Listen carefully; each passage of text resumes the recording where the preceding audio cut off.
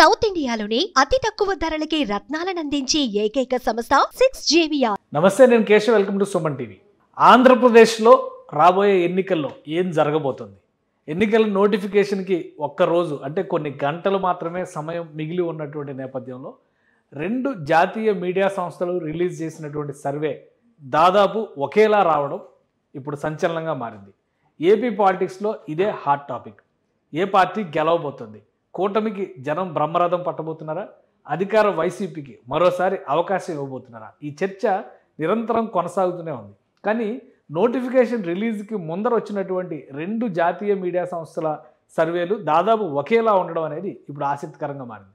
ఆ సర్వేలు ఏంటి, ఆ డేటా ఏంటి, ఎవరికి అనుకూలంగా ఫలితాలు వస్తాయని ఈ సంస్థలు చెప్పాయి. ఈ అంశాలను విశ్లేషించేటువంటి ప్రయత్నం చేద్దాం. ముందుగా ఏబీపీ సంస్థ దేశవ్యాప్తంగా ఎన్డీఏ కూటమికి ఎటువంటి ఫలితాలు రాబోతున్నాయనేటువంటి అంశాలపైన సర్వే చేసింది. సో జాతీయ స్థాయిలో ఎన్డీఏ ప్రభావం ఉంటుందనేటువంటి విషయాన్ని తేల్చి చెప్పింది.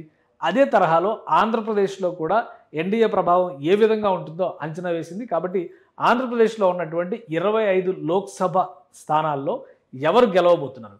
ప్రస్తుతం 25 లోక్సభ స్థానాలకు సంబంధించి 17 చోట్ల తెలుగుదేశం పార్టీ కూటమి అభ్యర్థుల్ని నిలబెట్టింది. అలానే 2 చోట్ల జనసేన పార్టీ కూటమి తరపున అభ్యర్థులను నిలబెట్టింది. మిగిలిన 6 చోట్ల బీజేపీ తమ అభ్యర్థుల్ని కూటమి పక్షాన నిలబెట్టింది. ఇక వైఎస్ఆర్సీపీ 25 నియోజకవర్గాల్లోనూ ఒంటరి పోరాటానికే సయ్యంది. మరోవైపు నుంచి కాంగ్రెస్ పార్టీని లీడ్ చేస్తున్నటువంటి వైఎస్ షర్మిల ఐఎన్డీఐఏ కూటమి పక్షాన చూస్తే లెఫ్ట్ పార్టీస్ని కలుపుకోవడం ద్వారా 25 నియోజకవర్గాల్లో కూడా బరిలో దిగుతుంది. సో వీళ్ళకి సంబంధించినటువంటి గణాంకాలు ఎలా ఉన్నాయనేటువంటి అంశం పైన ఏబీపీ ఇచ్చినటువంటి రిపోర్టు ఒకసారి పరిశీలించేటువంటి ప్రయత్నం చేద్దాం. ఇది ఏబీపీ రిలీజ్ చేసినటువంటి సర్వే డేటాకి సంబంధించినటువంటి డేటా. ఇది 25 నియోజకవర్గాల్లో ఎలా ఉండబోతోంది అనేటువంటి అంచనాలపైన ఆ సంస్థ ఇచ్చినటువంటి విశ్లేషణ. ఆంధ్రప్రదేశ్లో ఎన్డీఏ కూటమికి అనుకూల వాతావరణం కనిపిస్తోంది. అలానే కూటమి విజయ బావుట ఎగరేసే అవకాశాలు ఎక్కువగా ఉన్నాయంటూనే వేరియేషన్ విషయంలో కూడా, ఓట్ షేర్ విషయంలో కూడా భారీ వేరియేషన్ రాబోతోంది అనేటువంటి సంకేతాలని ఏబీపీ సర్వే చెబుతుంది. మొత్తం మీద ఎన్డీఏ కూటమికి ఇక్కడ 47% ప్రజాభిప్రాయం అనుకూలంగా ఉంది అనేటువంటి మాట చెప్తుంది. ఇక వైఎస్ఆర్సీపీకి అనుకూలంగా 40% మాత్రమే ఉంది. అంటే దాదాపు 7% ఇక్కడ వేరియేషన్ కనిపిస్తుంది అనేటువంటి మాట వైఎస్ఆర్సీపీకి సంబంధించి, అలానే ఎన్డీఏ కూటమికి సంబంధించి ఉందనేటువంటి అంచనాల్ని ఏబీపీ సి ఓటర్ సర్వే తేల్చింది. సో ఇదే క్రమంలో చూస్తే ఐఎన్డీఐఏ కూటమి 2% అంటే కాంగ్రెస్ లెఫ్ట్ పార్టీల కూటమి కేవలం 2% పరిమితం అవుతుంది.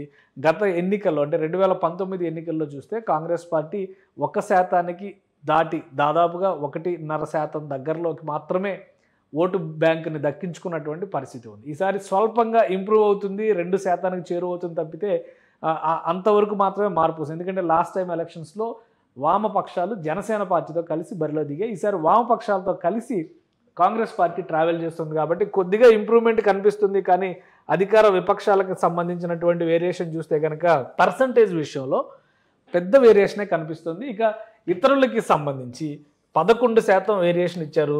అయితే ప్రధానమైనటువంటి పార్టీలు ఇవి మినహా ఇతర పార్టీలు ఏవి కూడా ఆంధ్రప్రదేశ్లో 11% ఓటింగ్ దక్కించుకునేటువంటి స్థాయిలో లేవన్నది వాస్తవం. ఎందుకంటే తెలంగాణ లెక్కలు చూసేటువంటి క్రమంలో ఎంఐఎం లాంటి పార్టీలు బలంగా కనిపిస్తున్నటువంటి నియోజకవర్గాలు, గెలిచేటువంటి నియోజకవర్గాలు కూడా ఉన్నాయి. కానీ ఆంధ్రప్రదేశ్లో అనూహ్యంగా ఇతరులకి 11% రావడం అనేది కొంచెం ఆశ్చర్యంగా ఉంది.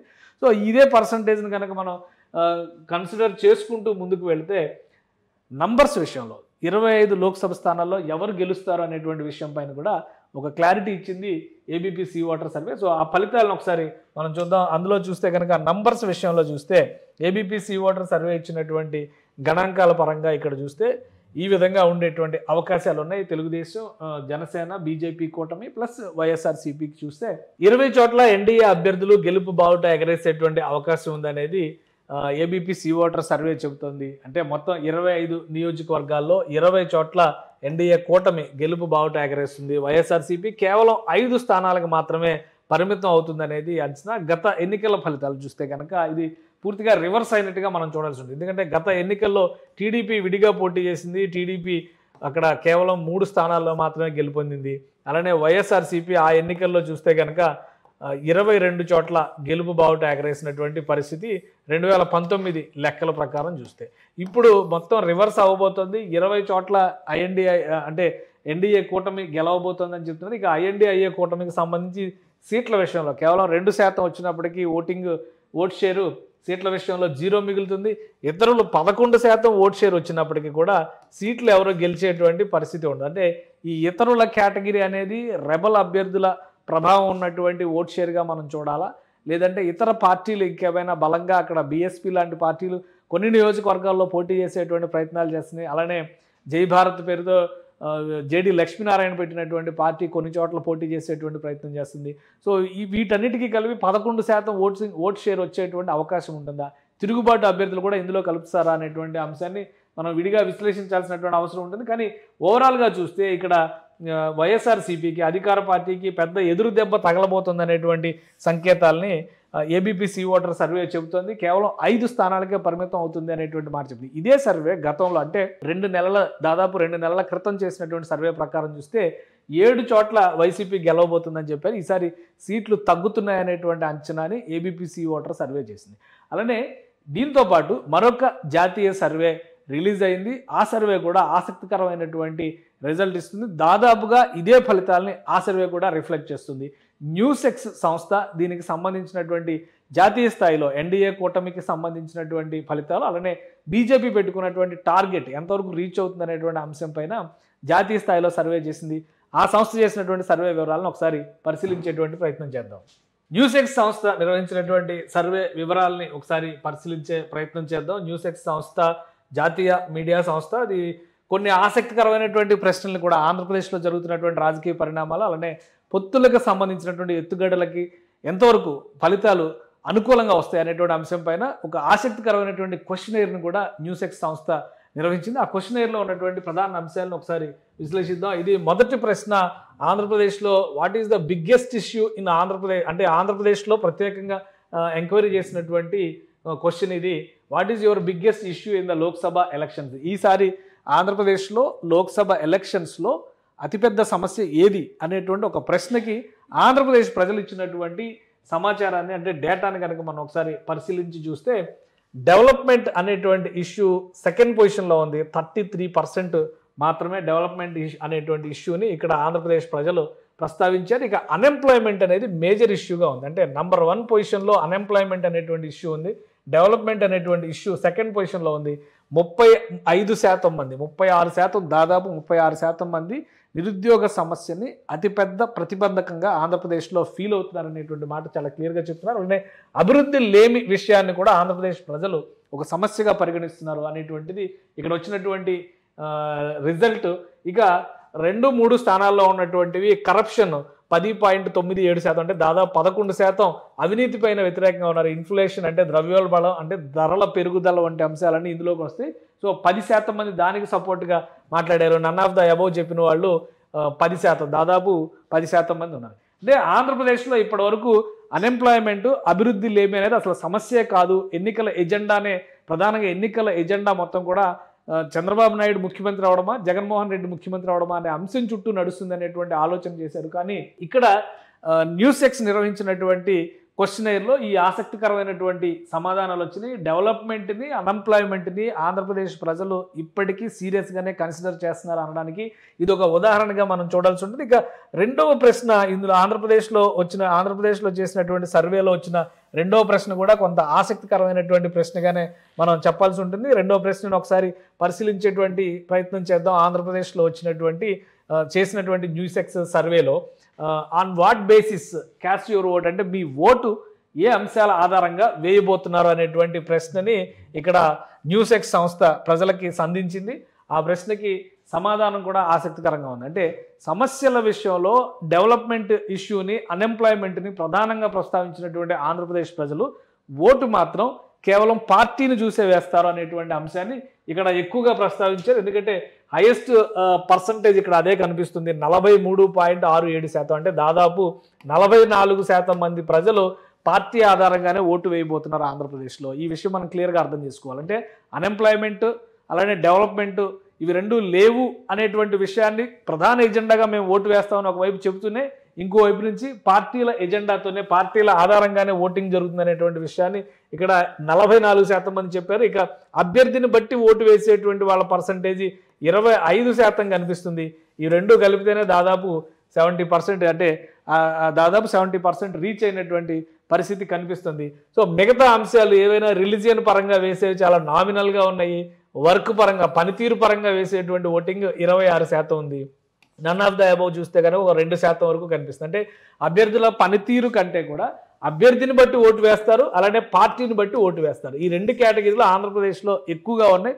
సో ఓటింగ్ జరిగేటువంటి క్షణం వరకు కూడా ఎలాంటి ఫలితాలు వస్తాయో చెప్పడం కొంచెం కష్టంగానే కనిపిస్తుంది. ఆంధ్రప్రదేశ్ లాంటి రాష్ట్రంలో ప్రధానంగా పార్టీలు కాదు అభివృద్ధి కావాలి అంటూనే పార్టీ నినాదాన్ని తీసుకొచ్చేటువంటి ప్రయత్నం ఆంధ్రప్రదేశ్లో ప్రజలు ప్రధాన భూమికగా తీసుకుని చేస్తున్నటువంటి పరిస్థితి కనిపిస్తుంది. ఇక మూడవ ప్రశ్నగా న్యూస్ ఎక్స్ సంధించినటువంటి ప్రశ్న, నరేంద్ర మోడీ పర్ఫార్మెన్స్, ప్రైమ్ మినిస్టర్గా ఆయన పర్ఫార్మెన్స్ ఏ విధంగా ఉంది, ఆయన ఎలా పనిచేశారనేటువంటి ప్రశ్నకి ఆంధ్రప్రదేశ్ ఇచ్చినటువంటి సమాధానం చూస్తే ఇది ఇంకా ఆసక్తికరంగా ఉంది. వెరీ గుడ్ అని చెప్పినటువంటి వాళ్ళ పర్సంటేజ్ 50% ఉంది. అంటే దాదాపు ఆంధ్రప్రదేశ్లో సగం మంది ప్రజలు నరేంద్ర మోడీ బాగా పనిచేశారు, అద్భుతంగా పనిచేశారు అనేటువంటి మాట చెప్తున్నారు. అలానే 22.51% మంది, అంటే దాదాపు 23% మంది గుడ్ అనేటువంటి కేటగిరీలో ఉన్నారు. ఈ రెండింటి కాంబినేషన్ చూస్తే కనుక 72% అబౌవ్ కనిపిస్తుంది. సో నరేంద్ర మోడీ పనితీరు పైన ఆంధ్రప్రదేశ్ ప్రజలు పూర్తి స్థాయి సంతృప్తితో ఉన్నారు. అంటే కూటమికి ఇది ఎంతవరకు రిఫ్లెక్ట్ అవుతుంది అనేది ఇప్పుడు ఆసక్తికరమైనటువంటి అంశంగా మనం చూడాలి. ఇక యావరేజ్ అన్నటువంటి వాళ్ళ పర్సంటేజ్ 20% ఉంది. కాన్సే చెప్పలేము అనేటువంటి వాళ్ళ పర్సంటేజ్ 7% కనిపిస్తుంది. ఇది నరేంద్ర మోడీ పనితీరుకు సంబంధించి ఆంధ్రప్రదేశ్ ప్రజలు ఇచ్చినటువంటి రియాక్షన్గా మనం పరిగణలోకి తీసుకొని చూస్తే, ఇక ఆంధ్రప్రదేశ్లో ఇతర అంశాలు ఎటువంటి అంశాల ఆధారంగా ఓటింగ్ జరుగుతుంది, ముఖ్యంగా ఈ ప్రశ్నని మనం దృష్టిలో పెట్టుకోవాల్సినటువంటి అవసరం కనిపిస్తుంది. ఎందుకంటే ఇది Modi factor how will Modi factor work in Lok Sabha elections, అంటే లోక్సభ ఎలక్షన్స్కి నరేంద్ర మోడీ ఫ్యాక్టర్ ఆంధ్రప్రదేశ్లో ఏ విధంగా పనిచేస్తుంది అనేటువంటి విషయాన్ని ఈ ఒక ప్రశ్నగా సంధిస్తే ఆంధ్రప్రదేశ్ ప్రజలు 48.92%, అంటే 49% మంది బ్రహ్మాండంగా పనిచేస్తుందని చెప్పారు. అలానే 15.62%, అంటే దాదాపు 16% మంది వెరీ గుడ్ అని చెప్పారు, అంటే బాగుంది అని చెప్పారు.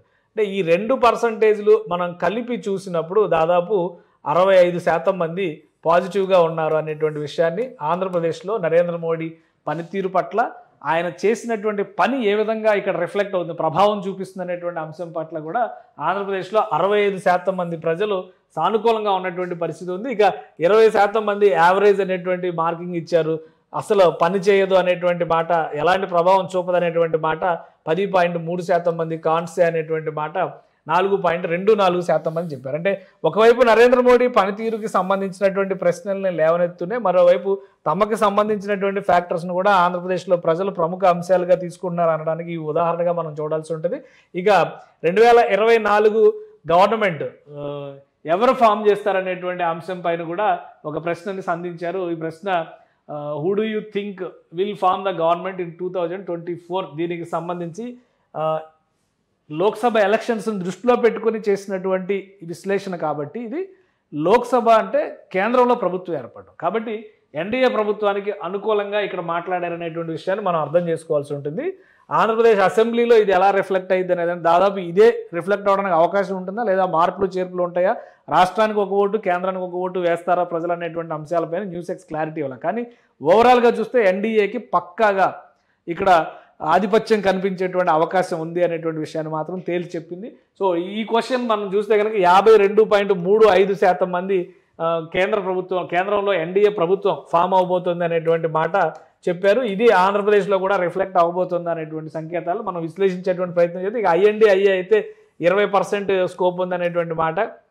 గవర్నమెంట్ విత్ రీజనల్ అలయన్సెస్, అంటే హంగ్ అన్ని ఎన్నికల తర్వాత జరిగేటువంటి కాంబినేషన్స్లో హంగ్ ఏర్పడేటువంటి అవకాశం ఉందని చెప్పేవాళ్ళు 25% మంది ఆంధ్రప్రదేశ్లో ఉన్నారు. సో ఓవరాల్గా చూస్తే ఇక్కడ 52% మంది అనేది కూటమికి, ఇండియా కూటమికి కలిసి వచ్చేటువంటి అంశంగా మనం చూడాల్సి ఉంటుంది. కేంద్రంలో ఏర్పడబోయేటువంటి ప్రభుత్వానికి సంబంధించినటువంటి అంశాల వరకు చూస్తే ఇది ప్రధానమైనటువంటి డేటాగా కనిపిస్తుంది. ఇక లోక్సభ స్థానాల విషయంలో ఆంధ్రప్రదేశ్ ప్రజల జడ్జిమెంట్ ఏ విధంగా ఉండబోతోంది అనేది మనం ఆల్రెడీ ఏబీపీ సి ఓటర్ సర్వేలో విశ్లేషణ చూసాము. సో దాని ప్రకారం చూస్తే ఇక్కడ కూడా పెద్దగా మార్పులు చేర్పులు కనిపించేటువంటి అవకాశం అయితే లేదు అనేటువంటి సంకేతం న్యూస్ ఎక్స్ సంస్థ కూడా ఇక్కడ తెలియజేస్తుంది.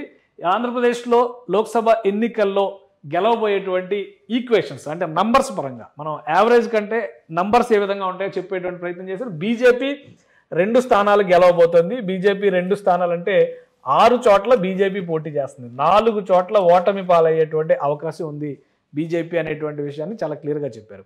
ఎందుకంటే ఏబీపీకి సంబంధించినటువంటి సర్వేలో ఎన్డీఏగా మాత్రమే కౌంట్ చెప్పారు. ఎవరెన్ని సీట్లు గెలుస్తారనే దాని మీద స్పష్టత ఇవ్వలేదు. కానీ ఇక్కడ ఒక స్పష్టత ఇచ్చింది న్యూస్ ఎక్స్ సంస్థ. ఎన్డీఏలో పెద్దన్న పాత్ర అంటే కేంద్రంలో ప్రభుత్వం లెక్క చూస్తే కనుక బీజేపీ కాబట్టి 2 సీట్లు గెలుస్తుంది, 4 చోట్ల ఓడిపోబోతుంది బీజేపీ అనేటువంటిది ఈ రిపోర్ట్ చెప్తున్నటువంటి మాట. ఇక మరొక ప్రధాన పక్షం జనసేన పార్టీ 2 సీట్లు గెలవబోతోంది. అంటే 2 చోట్ల జనసేన పోటీ చేస్తుంది. 2 గెలుచుకునే అవకాశాలు ఉన్నాయి. కాకినాడ, మచిలీపట్నం 2 నియోజకవర్గ లోక్సభ స్థానాల్లో జనసేన పార్టీ అభ్యర్థులు నిలబడుతున్నారు. కాబట్టి 2 చోట్ల అక్కడ గెలుస్తారనేటువంటి మాటని ఇక్కడ ప్రస్తావిస్తున్నారు. ఇక తెలుగుదేశం పార్టీ 17 చోట్ల గెలవబోతోంది. అంటే 14 చోట్ల గెలవబోతుంది. 17 నియోజకవర్గాల్లో తెలుగుదేశం పార్టీ అభ్యర్థులు నిలబెట్టింది. 3 చోట్ల ఓడిపోతుంది అనేటువంటి మాట న్యూస్ ఎక్స్ సంస్థ ఈ సర్వే చెప్తుంది. సో ఈ ఈక్వేషన్స్, ఈ కాంబినేషన్స్ మనం చూస్తే కనుక 14, 2, 16, ఇక్కడ ఒక 2 తెలుగుదేశం, జనసేన, టీడీపీ కూటమి అంటే ఎన్డీఏ కూటమి గెలవబోతుంది ఆంధ్రప్రదేశ్లో అనేది న్యూస్ ఎక్స్ చెప్తున్నటువంటి మాట. ఇక అధికార పార్టీ అయినటువంటి వైఎస్ఆర్సీపీ 7 సీట్లు మాత్రమే గెలుస్తుంది అనేది ఇక్కడ 7 సీట్లు అంటే లాస్ట్ టైం 22 సీట్లు గెలిచినటువంటి పార్టీ దాదాపుగా 15 సీట్లు కోల్పోతుంది ఈసారి. ఇక్కడ ఆంధ్రప్రదేశ్లో గవర్నమెంట్ కూడా ఈ ఫిగర్స్ ప్రకారం చూస్తే కనుక ఆంధ్రప్రదేశ్ అసెంబ్లీకి వచ్చేటువంటి ఈక్వేషన్స్ కూడా ఖచ్చితంగా వైఎస్ఆర్సీపీ ఓడిపోతుంది అనేటువంటి సంకేతాలు ఇందులో కనిపిస్తున్నాయి. అయితే స్టేట్ ఫ్యాక్టర్ వేరు, సెంట్రల్ ఫ్యాక్టర్ వేరు. ఈ రెండింటిని దృష్టిలో పెట్టుకుని ఆంధ్రప్రదేశ్ ఓటు వేస్తారా, లేదంటే దీనికి భిన్నమైనటువంటి జడ్జిమెంట్ ఉంటుందా, అది ప్రజల నాడిని బట్టి చెప్పుకునేటువంటి అంశం. ఇప్పుడు ఇక్కడ చూసేటువంటి ఈక్వేషన్స్ ప్రకారం చూస్తే కనుక ఏబీపీ సి ఓటర్ నిర్వహించినటువంటి సర్వే ప్రకారం కూటమికి 20 సీట్లు రాబోతున్నాయి, వైఎస్ఆర్సీపీకి కేవలం 5 సీట్లు రాబోతున్నాయి. కానీ ఇక్కడ 2 సీట్లు పెరిగినటువంటి లెక్క చూపించారు, ఇక్కడ 1 సీటు తగ్గినటువంటి లెక్క చూపించారు. కాబట్టి ఓవరాల్గా 2 జాతీయ స్థాయి మీడియా సంస్థలు నిర్వహించినటువంటి సర్వేల్లో దాదాపుగా అదే ఫలితాలు రావడం అనేది ఆసక్తికరంగా మారినటువంటి అంశం. మనం గతంలో చూసాం. ఏబీపీ సి ఓటర్ సర్వే ఇచ్చిన తర్వాత దానికి కౌంటర్గా మళ్ళీ టైమ్స్ నౌ నుంచి టైమ్స్ ఇచ్చినటువంటి సర్వేలో డిఫరెంట్ ఫలితం వచ్చినట్టుగా చూపించినటువంటి పరిస్థితి చూసాం. స్థానికంగా ఉన్నటువంటి మీడియా ఏజెన్సీలు కానీ సర్వే సంస్థలు కానీ తనకు ఒక్కొక్కరు ఒక్కొక్క భిన్నమైనటువంటి రిపోర్ట్ ఇచ్చారు. కానీ దాదాపు ఒకే సమయంలో రిలీజ్ అయినటువంటి, ఒకే సమయంలో సర్వే చేసినటువంటి అంచనాలు కాబట్టి న్యూస్ ఎక్స్ ఇచ్చినటువంటి అంచనా, అదేవిధంగా ఏబీపీ సి ఓటర్ ఇచ్చినటువంటి అంచనా ఒకే విధంగా రావడం అనేది ఇప్పుడు ఆసక్తికరంగా మారింది. ఆంధ్రప్రదేశ్ ఎన్నికల్లో ఇప్పుడు ఇది చర్చనీయాంశంగా మారుతుంది. నోటిఫికేషన్ రిలీజ్ కాబోతుంది అంటేనే నామినేషన్ల పర్వం మొదలు కాబోతుంది. ఇక కేవలం ఈ 20 రోజుల సమయం మాత్రమే ఎన్నికల ప్రచారానికి సంబంధించి అభ్యర్థుల చేతిలో, పార్టీల చేతిలో, కూటముల చేతిలో, నాయకుల చేతిలో కూడా ఉన్నటువంటి పరిస్థితి. దీన్ని ఏ విధంగా ఉపయోగించుకుంటారు, ఈ గ్రాఫ్ని ఏ విధంగా పెంచుకుంటారు, ఓడిపోయే నియోజకవర్గాల్లో గెలుపు బావుట ఎగరేయడానికి ఎలాంటి వ్యూహాలు పన్నబోతున్నారు అనేది ఆయా పార్టీలు, నాయకులు, అభ్యర్థుల చేతుల్లోనే ఉంటుంది. కాబట్టి ఆంధ్రప్రదేశ్ ఓటరు నాడిని పట్టుకునేటువంటి క్రమంలో ఈ పార్టీలు ఎటువంటి వ్యూహాలను అనుసరిస్తాయో వేచి చూడాలి. సుమన్ టీవీలో మీ పర్సనల్ అండ్ బిజినెస్ ప్రమోషన్స్ కోసం కింది నెంబర్కి కాంటాక్ట్ చేయండి.